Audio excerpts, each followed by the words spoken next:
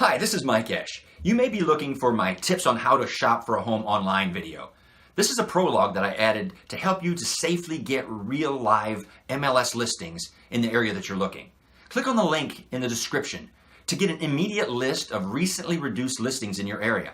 And if you enter your contact info, you'll be contacted by a licensed realtor to set up a specific search and or get you access to the MLS.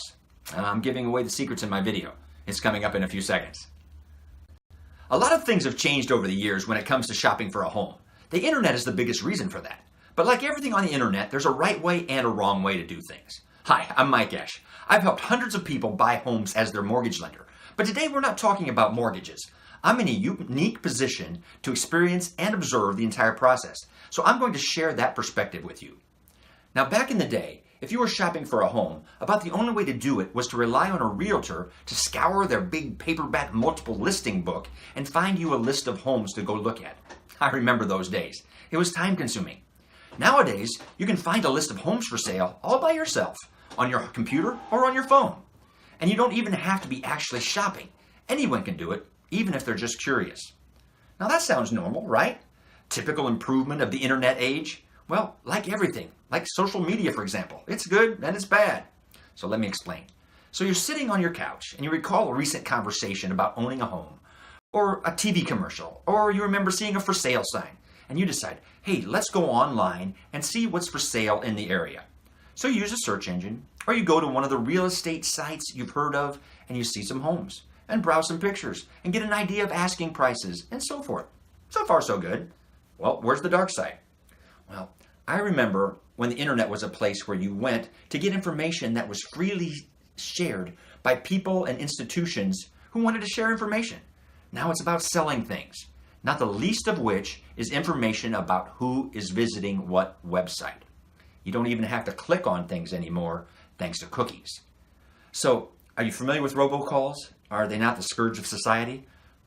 Well, you get robocalls most likely because someone got your number from something you visited online that told them that you were a likely prospect for whatever.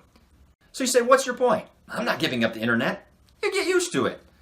Well, the point is, it's not even good information. It's clickbait. Those real estate sites do not have the most recent information. They get the information secondhand from the MLS.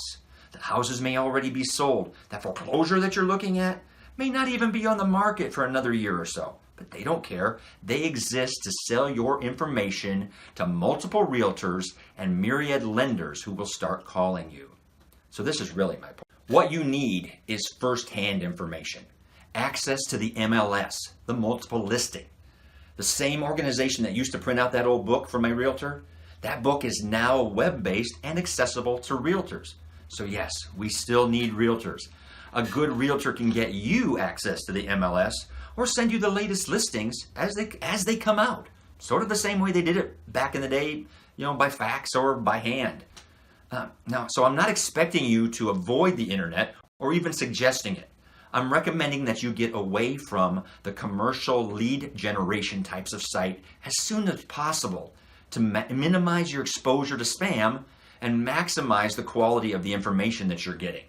And that sounds like the way to use the web, right? Okay, so now we've got to find a realtor to get us on the MLS. Now, if you had good experience with a previous realtor, great. If you have a recommendation from a friend, great. If you hit it off with one of the realtors that called you after you went online, fine.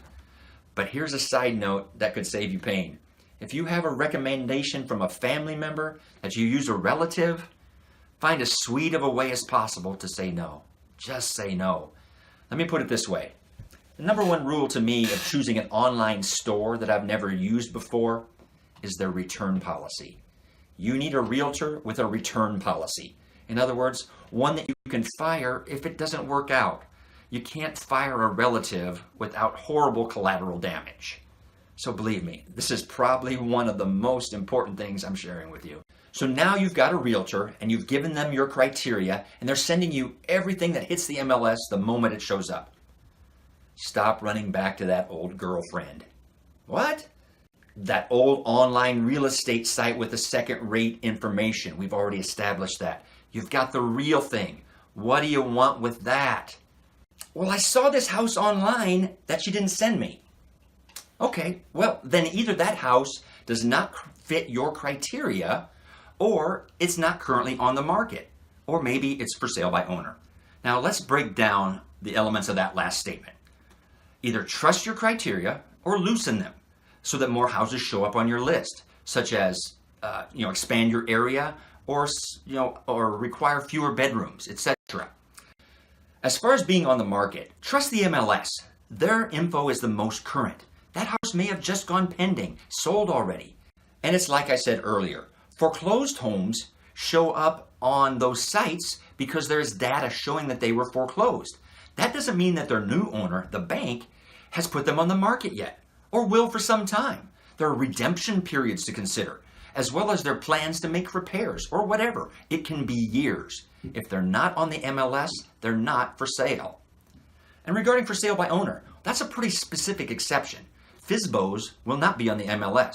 If you're not getting enough choices from your MLS search, you may consider doing a Google search for FSBOs in specific zip codes. And most realtors will help you negotiate a sale by owner. That should be all you need to know to have a better experience. Here's the highlights. 1. Do your initial shopping from the MLS, not some secondhand sources. By 2, choosing the right realtor that can give you access and isn't a relative. Number 3, set the right search criteria and trust them. Here's where I might add one small mortgage-related note. You're going to need a pre-approval before most realtors will show you homes. Do it as early in the process as you can. If you're buying in Michigan or Florida, call me. I'd love to help. Otherwise, check out my How to Choose a Mortgage Lender video on YouTube. Happy house hunting.